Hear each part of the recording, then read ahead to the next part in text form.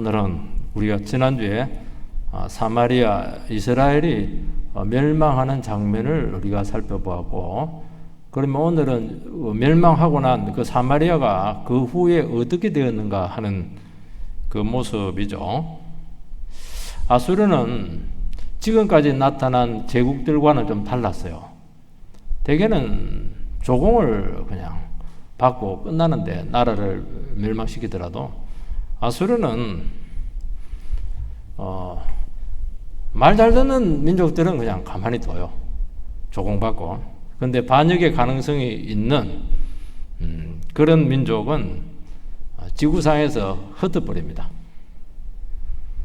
그러니까 북이스라엘의 수도가 사마리아니까 사마리아에 살고 있는 관료들, 엘리트들은 전부 다 아수르 제국의 변방으로 전부 다 흩어서 이주를 시키고, 강제 이주죠. 그리고 타민족을 사마리아로 이주시켜서 남아있는 사마리아 북이스라엘 사람하고 이민족과 같이 섞여 살도록 그렇게 혼합을 시켰습니다. 이제 그 결과 북이스라엘 사마리아에서 무슨 일이 생겼는가 하는, 그것이 영적으로 굉장히 중요하다는 거예요. 그래서 이것을 기록해 놓은 겁니다. 이주민들이 올 때 우상을 가지고 들어오게 되는데, 그러니까 하나님을 섬겼던 그 사마리아가 우상하고 잡신들이 완전히 득실거리게 되었습니다. 그리고 이민족이 같이 살다 보니까 혼인이 이렇게 빈번해지게 되면서 혼혈족이 생겼는데, 그 혼혈족이 그렇게 경멸스러운 사마리아인입니다. 사마리아인은 그때 이후로 700년 동안 하나님께로부터 소외됩니다. 경멸족이니까. 예수님이 오시고 나서 수가성 여인이 딱 그 주님께 부름받고 나서 그때부터 이제 구원의 본물이 그들에게 터지기 시작했는데, 그 700년 동안 철저하게 버림받습니다. 그게 종교적으로, 민족적으로 재기불능 상태에 빠졌습니다. 그래서 왜 이런 끔찍한 하나님을 믿는다고 했던 백성인데 왜 이렇게 마지막 종착역이 없어지는 것인가 하는 그 질문을 우리에게 던지고 있는 것입니다. 그건 딱 하나입니다. 남유다도 바벨론에 망하지 않겠습니까? 그들은 돌아와요. 그 유다라고 하는 나라가 그대로 지탱이 유지가 되고 있었습니다. 그거는 딱 하나입니다. 뿌리의 문제예요. 남유다는 말씀에 거루터기가 있었는데, 거루터기가 있으면은 다시 싹시 나면 되거든요. 남유다는 그 거루터기 자체마저 없었어요. 뿌리가 완전히 뽑힌 거예요. 그러니까 싹이 날 수 있는 구석이 없게 되었던 것이죠. 그래서 없어지게 되었다는 것입니다. 24절 말씀을 보면, 아수르 왕이 바벨론과 구다와 아와와 하맛과 스발바임에서 사람을 옮겨다가 이스라엘 자손을 대신하여 사마리아 여러 성읍에 두매 그들이 사마리아를 차지하고 그 여러 성읍에 거주하니라. 타민족을 이스라엘하고 그 수도인 사마리아로 이주시켜서 총독이 직접 다스립니다. 총독이 직접 다스린다는 것은 다스리기가 어렵다는 거예요. 피정복민인 사마리아, 북이스라엘 사람들 입장에서는 정말 이것은 피눈물 나는 일입니다. 나라는 망했어요. 엘리트들은 다 흩어졌어요. 이주민들이 와서 중요한 지역을 다 차지했어요. 그래서 이주민들이 이스라엘의 주인이 되었습니다. 나라 잃었죠. 본토 빼앗겼어요. 하루아침에 자유민에서 이방민족의 종으로 전락을 했습니다. 이게 뭐냐니까 북이스라엘의 서러움이죠. 하나님의 백성이 하나님의 종이 되지 않으면 자유인이 되는 게 아닙니다. 가장 혐오스러운 이방 나라의 종으로 전락합니다. 하나님의 백성은 반드시 하나의 멍에를 매야 됩니다. 영원히 멍에를 벗어낼 수는 없어요. 말씀의 멍에를 매지 않으면은 마귀와 세상의 종의 멍에를 매는 겁니다. 결국에는 세상과 우상을 따라가다가 그 결과는 이렇게 처참하게 비참하게 되는 것입니다. 북이스라엘 사람들이 하나님의 말씀의 멍에를 계속 메고 갔으면 이런 비참한 꼴은 당하지 않는다는 것이죠. 그래서 우리가 참 하나님께서 우리를 어떻게 부르셨는가, 이 부르심에 충실한 것이 아주 중요한 겁니다. 그리고 하나님의 말씀에 순종할 때 하나님께서 끝까지 책임지시고 우리를 지켜주신다는 겁니다. 왜냐하니까 말씀의 멍에를 매면은 하나님께서 책임을 져 주신다는 겁니다. 이민족과 섞여서 문화적으로 종교적으로 새로운 풍속도가 생기게 되었습니다. 그 인종도 혼합이 되고 종교도 혼합이 되었습니다. 요즘 우리 사회는 다민족, 다문화 그런 사회가 되었습니다. 우리 과거에 옛날에 대한민국이 아닙니다. 단일민족 그런 말 하면 안 됩니다. 많은 사람들이 지금 이주해 와서 살고 있어요. 그래서 그 밑에서 약간 얼굴이 검은 애들이 많이 있어요. 필리핀, 말레이시아 이런. 그걸 이제 코시아다 이렇게 해서 혼합의 그 자녀들입니다. 요즘 특히 기독교에서 문제가 되고 있는 것은 이슬람권이 지금 유입이 되고 있는 겁니다. 이민을 받아줘야 된다. 우리 기독교에서는 안 된다. 지금 그에 대해 아주 격렬한 반대가 일어나고 있죠. 왜냐하면 이슬람은 굉장히 무서운 세력이기 때문이죠. 그 증거가 뭐냐니까 유럽에 보면은 유럽에서 노동력이 없다 보니까 노동력을 받아들이게 되었는데 결국 그 사람들이 세력을 딱 형성을 하니까 정말 그 문제들이 심각해지게 되는 것을 알 수가 있어요. 이슬람 세력들은 힘이 약할 때는 평화들, 그 다음에 막 사랑 이런 것들을 주장하는데 어느 정도 세력이 딱 되면은 그때부터는 이제 본 모습이 드러납니다. 그래서 반드시 그 사회를 절대적으로 이슬람화, 애를 많이 놓든지 어떻게 해서라도 이슬람화 하게 되는 것이니까 기독교가 제일 적이죠. 그래서 우리가 함께 할 수가 없는 거예요, 이게. 그러니까 사마리아도 마찬가지입니다.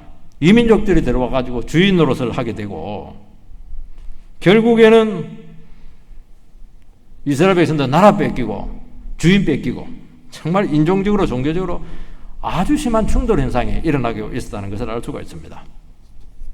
그때 하나님께서 이 문제에 개입을 합니다.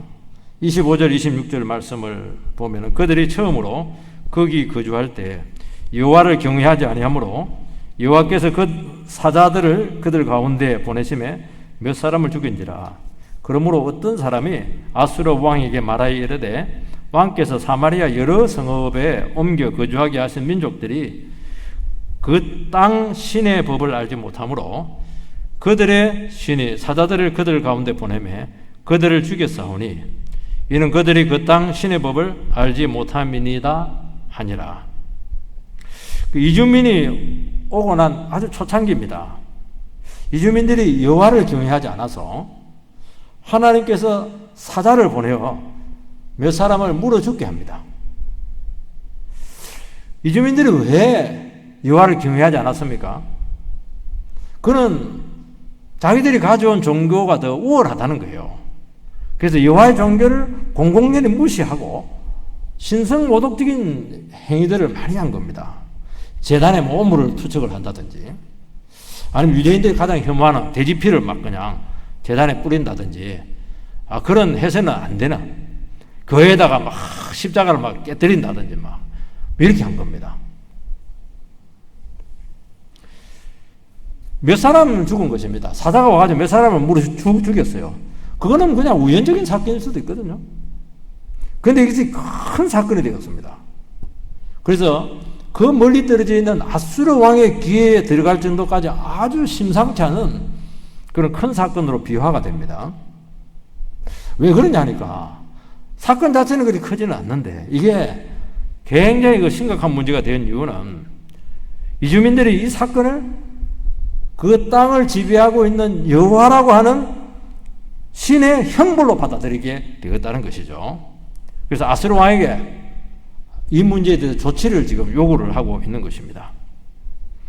그러니까 신의 저주를 받은 땅에서 이주민인 우리들이 살 수 없다는 거예요. 그래서 본국으로 돌아가겠다는 겁니다. 아니면 어떤 정치적인 조치를 취해서 여기서 불안하지 않고 평안하게 살도록 해달라는 겁니다. 하나님께서 본국 이스라엘 백성들이 고통 당하고 있었을 때 하나님께서 그들에게 징계를 내리심으로 자국민들을 지금 보호하고 있는 거예요. 민심이 너무 안 좋아지고 흉흉해지고 이게 소요 직전까지 가게 되니까 아수르 왕이 이 문제에서 개입을 하지 않을 수가 없게 된 것입니다. 하나님은 여전히 주권자이십니다. 세상 사람들이 아무리 하나님을 모르더라도요, 하나님을 공공연히 모욕하고 치욕을 주고 조롱하면은 하나님 가만히 있습니까? 가만히 안 있습니다. 쳐버립니다. 지금 중국 지도자가 한 게 뭐냐면 교회를 막 파괴를 해요.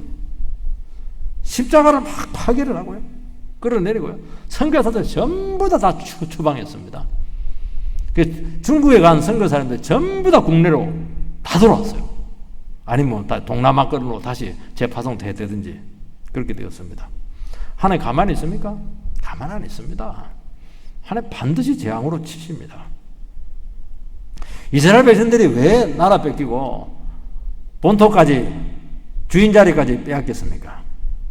그거는 우상 숭배 때문에 하나님을 무시한 것이죠. 자기 백성이라도 하나님을 조롱하면 하나님께서 가만두지 않는다는 겁니다. 아수르 왕의 조치는 이스라엘에서 포로 잡혀온 제사장 중에 한 사람을 사마리아로 파송해서 종교 교육을 시키게 합니다. 그 땅에서 일어난 저주를 거치도록 그리고 이주민들이 사마리아 지역에서 살아갈 수 있도록 조치를 내린 것이 뭐냐니까 제사장 한 명을 파송을 한 겁니다. 그러니까 소요를 잠재우고 정치적인 안정을 취하기 위한 정치적인 조치였습니다. 여기 보면 그 땅의 신의 법을 무리들에게 가르치게 하라. 이주민들의 신과는 기독교에는 전부 다 다신교입니다. 그리고 지역신 개념을 가지고 있습니다. 한국에는 한국의 신, 일본에는 일본의 신, 오포에는 오포의 신, 경안동에는 경안동의 신, 다 달라요. 그러니까 하나님도 사마리아 지역의 수호신이라는 것이죠. 그래서 사마리아 지역 땅에 살려고 하면은 그 땅에 신의 진노를 사면은 안 되고 그 땅을 지배하고 있는 신을 섬겨야 된다는 겁니다. 그래서 여기서 신의 법을 무리들에게 가르치게 하라. 신의 법을 가르친다고 하는 것은 하나님의 말씀을 배워서 순종한다는 게 아닙니다. 예배한다는 게 아니에요. 신을 달래서 또 하나님께서 진노를 내리지 않도록, 여호와께서 진노를 내리지 않도록 어떻게 해서라도 잘 구워 삶아서 잘 이용을 해서 우리들의 편의를 도모하겠다 하는 것을 이야기하는 것입니다. 그래서 제사장 한 명 딱 보내가지고 어떻게 하면 여호와를 달랠 수 있는가 그것을 가르치게 했다는 것입니다. 그러니까 이 파송된 제사장은 신실한 하나님의 종은 아닙니다. 원래 북이스라엘에서 사로잡혀간 제사장들은 베델과 단에서 금송아지 우상을 섬겼던 제사장들입니다. 그 중에서 한 명을 파송한 거예요. 여러분, 북이스라엘의 제사장은 평민이에요. 족보가 달라요. 레위인이 아닙니다. 그리고 이 사람들은 말씀을 가르친 종이 아니었어요. 이 사람들은. 그러니까 금송아지 신앙은 세상과 신앙을 다 가지려고 하는 그 신학적인 배경을 가지고 있는 것입니다. 여러분, 이것이 왜 문제가 됐냐니까. 이것이 남유다 같은 경우에는 바벨론에 가서라도 신앙적인 정체성을 가지고 있거든요. 왜냐하면 그들은 말씀밖에 없습니다. 근데 북이스라엘은 그게 말씀만 있는 게 아니고 세상도 있는 거예요. 우상도 있는 거예요. 그러면 세상하고 접촉점이 생기는 겁니다. 이게. 남유다는 절대로 접촉점이 생길 수가 없어요. 다니엘처럼. 우상 섬기라면 우상 안 섬기잖아요. 근데 북이스라엘은 금송아지라고 하는 하나님이라고 하지 말고 우상적인 요소가 있거든요. 그거랑 접목이 되고 혼합이 가능하다는 것입니다. 그러니까 이 민족의 우상들은 드러내놓고 아예 기복적입니다. 그러니까 그들 입장에서는 자기들이 섬기는 그 우상에서 여호와의 금송아지 신을 하나 더 추가한 겁니다. 원래 기독교는 배타적인 종교지 않겠습니까? 배타적인 종교면 섞이면 안 되거든요. 그러니까 이런 금송아지 같은 세상 추구적인 이런 종교는 혼합 종교로 전락을 하는 거예요. 이게 문제입니다. 변질이 온다는 거 이게 문제였습니다. 28절 말씀을 보면 이에 사마리아에서 사로잡혀간 제장 중 한 사람이 와서 베델에 살며 백성에게 어떻게 여호와 경외하기를 가르쳤더라. 그 제사장이 와가지고 가르친 것이 뭐냐? 어떻게 여호와를 경외하는가? 이것을 가르쳤다는 겁니다. 우리식으로 말하면 어떻게 하면 각 신마다 신을 섬기는 방법이 있는데 그 방법론을 좀 가르쳐 달라는 것이죠. 가르친 것입니다. 어떻게 여호와를 경외하는가? 우리에게 질문하면 대답은 간단해요. 우상 버리고 탐욕 내려놓고 말씀만 붙드는 겁니다. 이게 뭐냐니까 여호와를 경외하는 것이죠. 그런데 이 파송된 제장은 하나님을 경외하는 종이라고 하는 증거가 없어요. 말씀을 가르치다는 말이 전혀 없어요. 그리고 하나님을 경외한다고 하는 것은 이거 강의로 되는 게 아닙니다. 어떤 매뉴얼을 가지고 이렇게 하나님을 섬긴다 이런 게 될 수가 없어요. 왜냐하면 하나님은 살아있는 주권자가 되시기 때문에 눈 가리고 아웅 한다고 되지 않아요. 진짜 그분을 경외해야 되고 그분의 말씀에 순종해야 됩니다. 욕심을 버리고 하나님 외에 다른 우상 다 내려놓고 하나님의 말씀에 목숨 걸고 그 말씀대로 실제로 삶에서 살아야 된다는 겁니다. 그거 외에는 하나님께서 절대로 받아주지 않아요. 쏟지 않아요. 그러니까 자기 생명과 바꾼 이 하나님 말씀만이 진정한 가르침의 도구가 될 수밖에 없어요. 입술로 되지 않아요. 내가 대가를 지불한 거 하나님 말씀. 내가 목숨 걸고 인생 밑바닥에서 죽었던 사람도 하나님 말씀 붙잡고 살아계신 하나님의 능력을 체험한 그 말씀. 그 말씀만이 사람들의 영혼을 파고 들어서 하나님을 경외하게 하고 믿음을 불러일으키고 인생들을 변화시키는 겁니다. 그게 하나님을 경외하는 겁니다. 그것이 능력이 나타나게 하고 세상 우상을 이기게 한다는 것입니다. 그러니까 여호와의 그 제장이 하나님을 경외하는 것을 가르치려고 하면 어떻게 되느냐? 자기가 먼저 삶으로 하나님을 의지하는 모습을 보여야 된다는 거예요. 그리고 신앙이라고 하는 것은 절대로 단시간에 되지 않아요. 학원은 간다고 해서 되겠습니까? 그렇게 되질 않아요. 이 사람은 전문적인 직업 제장이잖아요. 벌써 한계가 있는 겁니다. 월급 받고 그냥 그 일을 하고 있는 거예요, 지금. 그러니까 그나마 있었던 금송아지 우상마저 이방 종교에 흡수가 되고 빨려들게 된 것입니다. 여러 우상 중에서 여호와라고 하는 금송아지 우상이 하나 더 추가가 된 것입니다.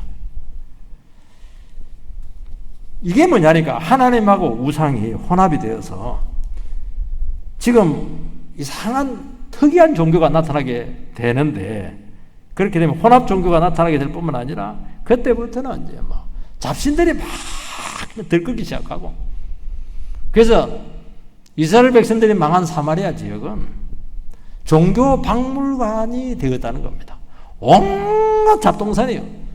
신들이 막 득실거렸어요, 이게. 여러분, 하나님의 말씀에 뿌리 내리지 않고 세상 축복을 받아들인 송아지 우상 신의 신앙의 종착역이 뭐냐? 온갖 잡신들, 집신들, 뭐 등신들 전부 다 합쳐가지고 거기가 완전히 그냥 종교 박물관으로 전락을 하게 되었다는 것이죠. 결국에는 뭐냐? 혼합 종교로 가다가 미신으로 빠지는 것입니다. 미신이잖아요, 전부 다. 오늘날 이 혼합 종교는 뭘까? 이 가톨릭이죠. 가톨릭입니다. 세상을 끌어들였잖아요. 선교적인 차원에서 우리나라에는 제사를 자기들이 가지고 있던 뭐 성찬식이라든지 아니면 뭐 결혼식이라든지 여러 가지 그들은 예전이 있거든요. 우리나라 제사를 예전에 하나로 끌어들였어요. 그게 혼합 종교잖아요, 이게. 우리는 제사는 우상이다. 배척하잖아요. 이게 굉장히 큰 차이를 가지고 있다는 것을 기억해야 됩니다. 그렇게 하다 보니까 불교도 제사를 중요한 예전으로 그들은 받아들이거든요. 그러니까 가톨릭하고 불교하고 강단교류가 되는 거예요, 이게. 접목점이 있잖아요. 접촉점이. 결국에는 혼합 종교로 갈 수밖에 없고 미신으로 전락하는 것입니다. 여러분, 그리스 정교회하고 러시아 정교회는 지금은 거의 우상화 되었어요. 점치는 거예요. 거의 뭐 예배라고 할 수가 없어요. 그게 그리스지요. 러시아지요. 완전히 영적으로는 막 거의 황폐화되었습니다. 한국 교회의 신앙의 뿌리는 너무 튼튼해요. 선교사님들이 막 진짜 하나님 말씀 하나 붙잡고 다 버리고 이 땅에 와서 복음의 씨앗을 뿌려놨어요. 우리나라 토양은 굉장히 좋은 토양이에요. 여러분, 강해설교가 지금 생긴 게 아니고요. 일제시대 때 선교 초창기 때도 선교사들이 와가지고 본문설교예요. 본문설교. 성경을 가르쳤다니까요.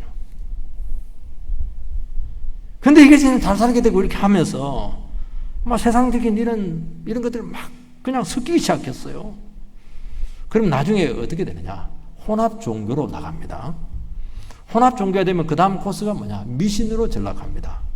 그러면 사회는 완전히 죄의 박물관이 되어서 혼탁해지고 어두워지게 된다는 겁니다.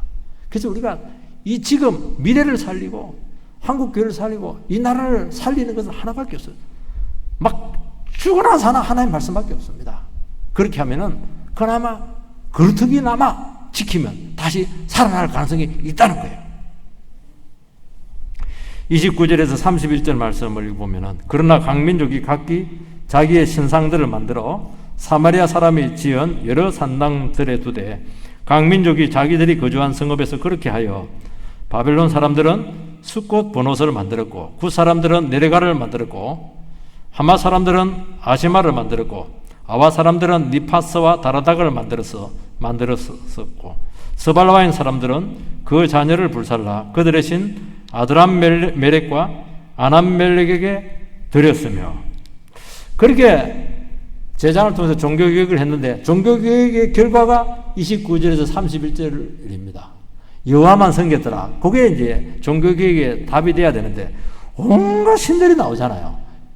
종교교육 실패입니다. 여호와를 경외하는 법을 가르쳤는데 자기 신들을 그대로 섬기고 있는 거예요, 지금. 진정한 변화들이 없어요. 여러분, 진정한 종교교육은 하나님 말씀으로 돌아가는 것이잖아요. 부흥이라고 하는 것은 사람이 많이 모이는 게 아닙니다. 그건 부수적인 거예요. 부흥은 뭐냐? 하나님 말씀으로부터 너무 많이 떨어져 있는데 그 많이 떨어져 있는 그 말씀의 고리를 다시 원상태로 돌리는 거예요. 그 말씀으로 돌아오는 것이 부흥이에요. 그게 되기 위해서는 하나님의 말씀을 듣고 하나님 말씀해 보니까 내가 너무 죄인이야. 너무 하나님께서 많이 멀어졌어요. 거기서 깊은 참회를 하고 다시 주님께로 돌아오는 겁니다. 그 성령의 역사에서 진정한 각성이 일어나야 한다는 것입니다. 근데 이것이 되지 않아 진실한 말씀으로 부흥이 되지 않으면 반대의 현상이 나타나요. 하나님을 이용을 해서 자기 이익을 추구하고 정치적인 목적을 추구하고 이 땅에서 저주스럽게 살고 싶지 않으니까 신을 달개고 그렇게 하게 되는데 그러면 결과는 뭐냐? 상태가 더 악화되었다는 겁니다.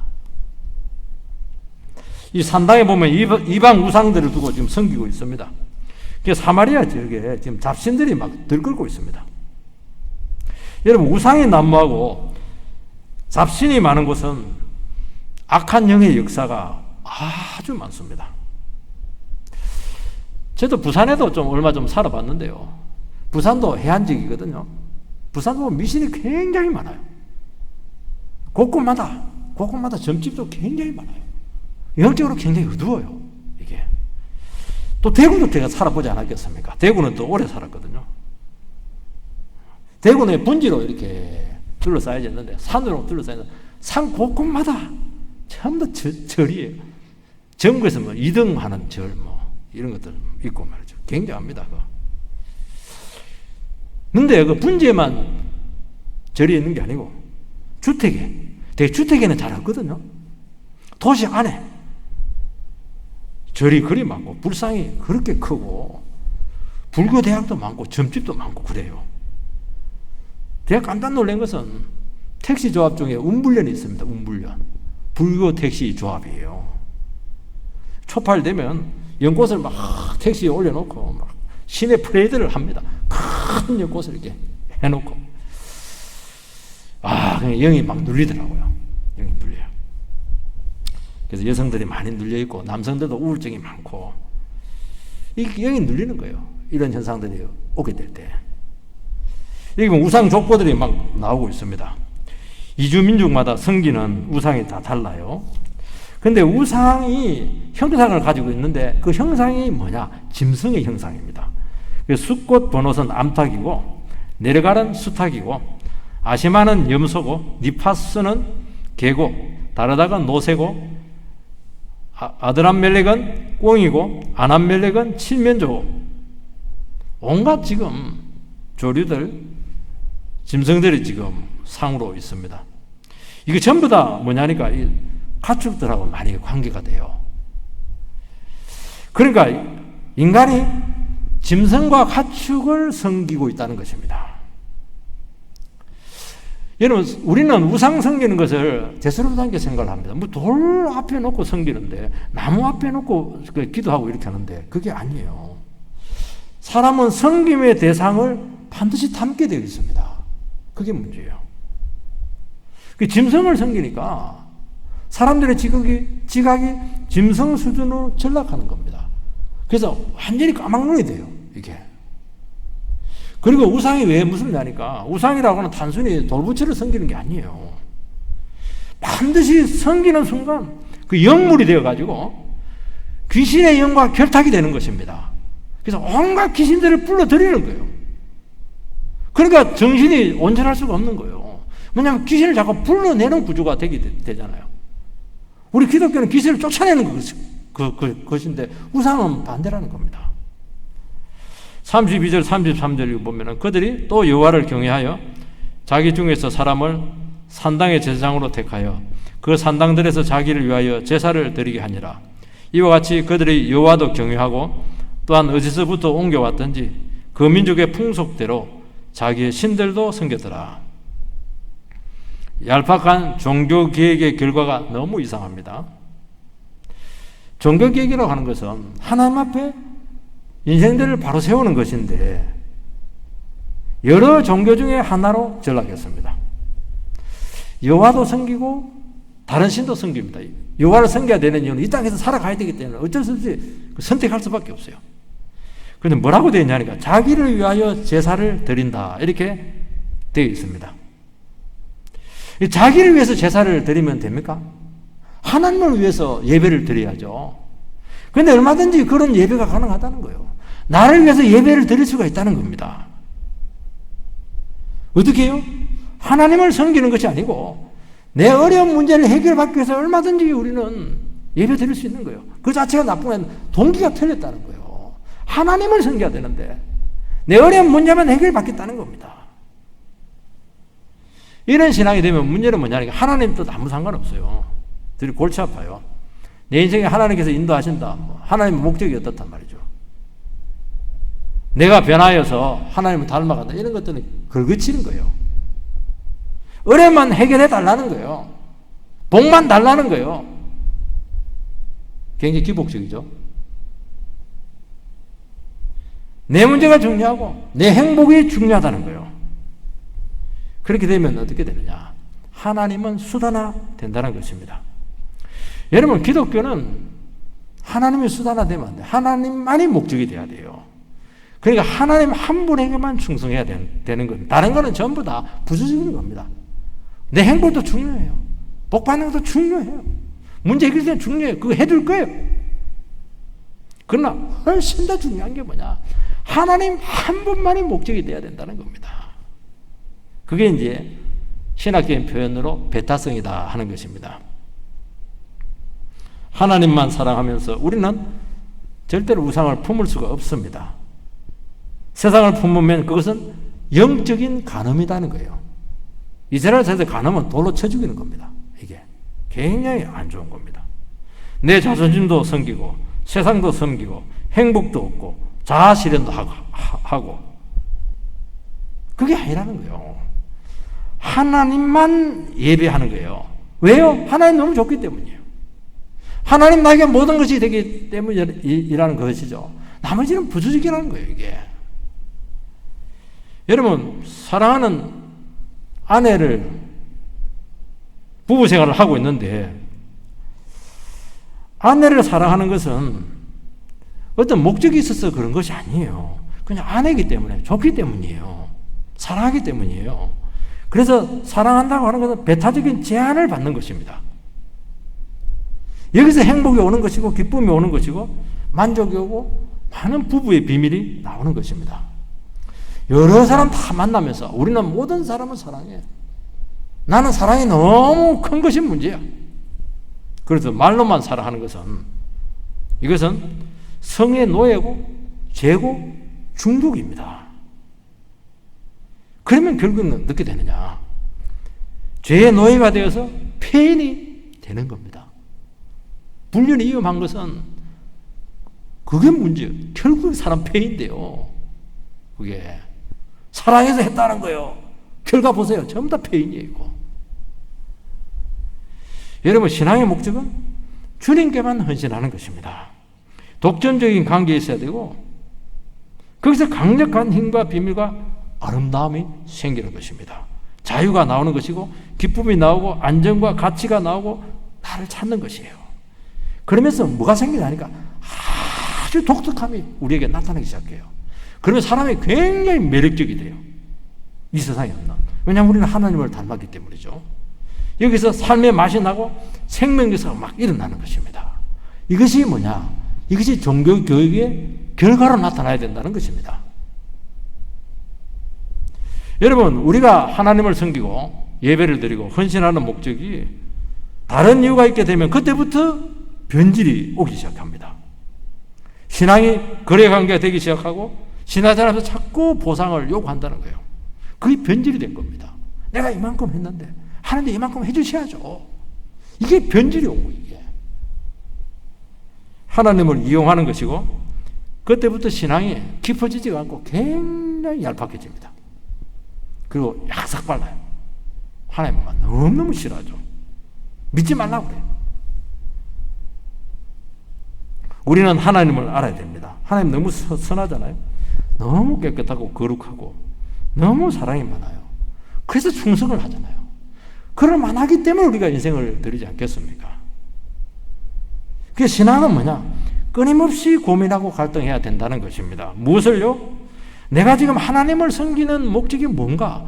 이 문제를 두고 계속 고민해야 되는 겁니다. 내 인생에 어긋난 일이 생기기도 하고 갈등이 생기기도 하고 낙심이 오기도 하고 이렇게 될 때 그때 다른 걸 생각을 하면 안 돼요. 내가 돈이 없는 것도 문제가 아니고 저 사람과의 관계가 나빠진 것도 문제가 아니고 사업이 안 되는 거, 직장이 어려워진 거 그거는 부수적인 문제라는 겁니다. 내가 지금 신앙생활을 하고 있는데 신앙생활의 목적이 뭘까? 이 근본적인 질문을 하라는 거예요. 내가 섬기는 하나님이 어떤 분이냐? 정말 하나님만의 목적인가 하는 문제죠. 하나님을 사랑해요. 그게 문제라는 거예요. 이것이 안 되면은 나중에 마지막에 반드시 후회합니다. 왜냐하면 헛것을 섬겼거든요. 아니 본질을 섬겨야 되는데 부수적인 것을 섬겼거든요. 그거 해가지고는 아무 의미가 없는 거예요.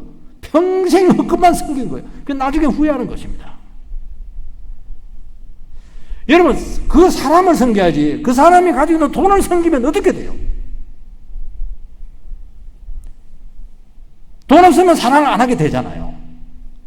그러니까 거짓 영성이 된다는 겁니다. 하나님 자신의 목적이 돼야 되지. 그 부순물이 목적이 되는 순간부터 그때부터 신앙은 변질이 오기 시작하고 반드시 후회하게 되고 그것은 거짓 영성이다. 그렇게 말하고 있는 것입니다. 내가 원하는 것이 안 되어서 사랑하지 못한다고 한다면은 내가 우상이에요. 내가 원하는 게 뭐 중요하죠. 그렇지만 더 중요한 것은 하나님이 원하시는 거잖아요. 얼마든지 나는 하나님 앞에서 내 걸 꺾어야죠. 이런 고민이 있어야 된다는 겁니다. 내가 우상이 되는 거 많다는 거예요. 그것을 내려놓으라고 말씀하고 있는 것입니다. 34절 말씀을 보면 그들이 오늘까지 이전 풍속대로 행하여 여호와를 경외하지 아니하며 또 여호와께서 이스라엘이라 이름을 주신 야곱의 자손에게 명령하신 율례와 법도와 율법과 계명을 준행하지 아니하는도다. 사마리아 신앙교회에 대한 성경적인 평가입니다. 하나님 말씀에서 너무 멀어진 거예요. 신앙적으로 타락을 하고 하나님은 여전히 사마리아에 관심이 있어요. 혼합신앙, 미신으로 지금 막 나갔더라도 하나님께서는 34절에서 40절 말씀부터 무슨 얘기를 하고 있냐니까 그들이 나라가 망하고 본토를 빼앗겨 일으켰더라도 그들의 상태에 대해서 여전히 하나님의 말씀의 잣대를 가지고 너희들을 평가할 것이고 그 평가에 따라서 복을 주고 심판을 내리겠다 하는 말의 요점입니다. 이게 뭐냐니까 오늘 읽지는 않았지만 이게 요지입니다. 그래서 40절에 뭐라고 되어 있나 하면은 그러나 그들이 듣지 아니하고 오히려 그 이전 풍속대로 행하니라. 안 들었어요. 말씀을 안 들었어요. 그래서 여러분들께서는 하나님 말씀 없이 잘 되는 것을 부러워하셔는 안 되는 겁니다. 우리는 이 부분이 굉장히 흔들리거든요. 왜냐하면 하나님께서는 여전히 우리에 대해서 우리가 어떤 상태든지 아무리 멀리 갔든지 어떤 상태이든지 간에 여전히 하나님 말씀의 잣대는 유효하다는 거예요. 그거 평가를 내려서 책임을 묻겠다는 것입니다. 세상으로 멀리 갔다가 혹 돌아오신 분들이 있습니다. 실제로는 참 어렵죠. 너무 나간 거예요. 그게 다 내려놓고 돌아오는 것이 쉽지가 않아요. 그래서 옛날 방식대로 그대로 했다는 거예요. 41절에 그대로 했더라.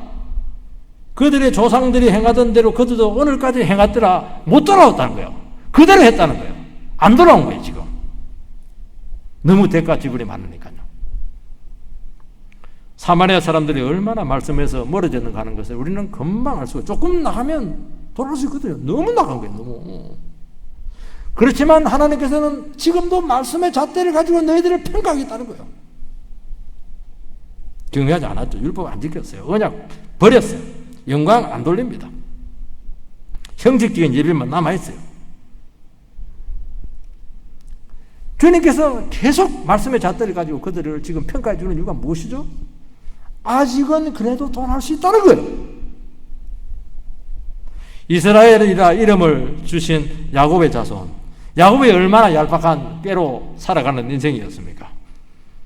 야복강에서 천사 만나가지고 한도배 꺾이고 축복을 받지 않습니까?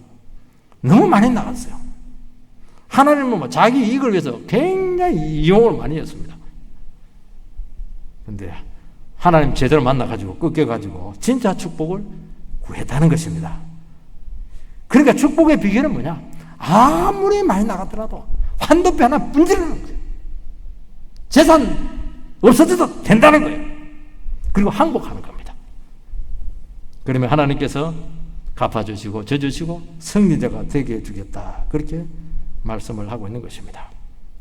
이들이 언약의 하나님을 잊었어요. 언약이 뭐죠? 하나님 섬기면 다 책임져 주시는 것 아니겠습니까? 저주 때문에 그들은 나라에 이렇게 되고 본토를 빼앗겼어요. 그렇지만 하나님의 언약은 지금도 유효하다는 거예요. 그 말을 해주는 겁니다. 끝났지만은 하나님께서 여전히 너희들은 잊어버렸지만 나는 잊지 않았다는 거예요. 어떻게 있지 않았어요? 서론에도 이야기했듯이 700년 후에 사마리아에서 수가성 여자를 통해서 그들을 초청하고 있어요. 그리고 7 지사 중에 빌립 지사를 통해서 막 전도가 이루어지게 될 때 빌립의 그 사마리아 지역에 큰 부흥이 일어나게 된 것을 알 수가 있습니다. 이때 우상을 다 버리고 그들이 주님께로 돌아오게 되었다는 겁니다. 이게 하나님의 복음이에요.